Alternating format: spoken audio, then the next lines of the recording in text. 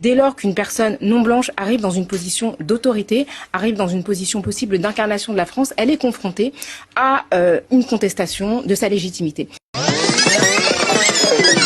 Je crois qu'on peut pas traiter ces informations, en tout cas relatives à ces nouveaux maires qui ont été récemment élus, qui pour beaucoup ne sont pas blancs, indépendamment de tout ce qui se passe de manière générale quand des personnalités non blanches surgissent dans l'espace public français. C'est arrivé à Christiane Taubira, c'est arrivé à Aya Nakamura, c'est arrivé à des candidats de télé-réalité noirs notamment, mais pas uniquement.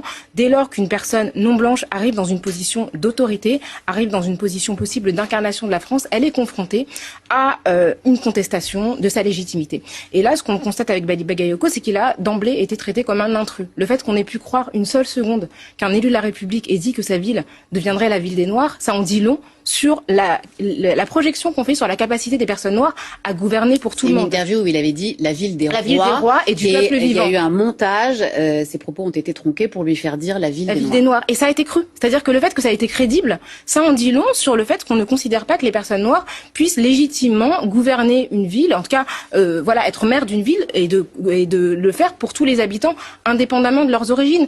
Donc je crois qu'il y a quand même dans tout ce qu'on entend en tout cas de racistes autour de Bali Bagayoko et d'autres élus une angoisse civilisationnelle, une panique morale de personnes qui sont convaincues en fait que la France doit rester blanche et que l'émergence de personnes non blanches, c'est un danger, c'est une mise en danger, c'est une remise en question de leur position même de suprématie. Donc je crois que ça interroge sur la manière dont on se conçoit et dont le pays se voit encore aujourd'hui.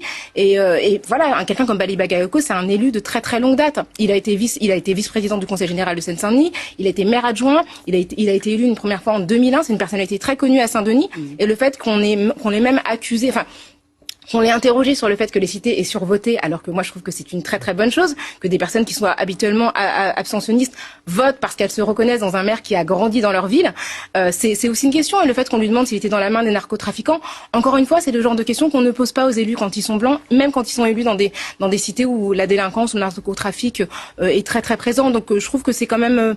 ça en dit beaucoup, ça en dit énormément sur la manière dont la France se conçoit aujourd'hui.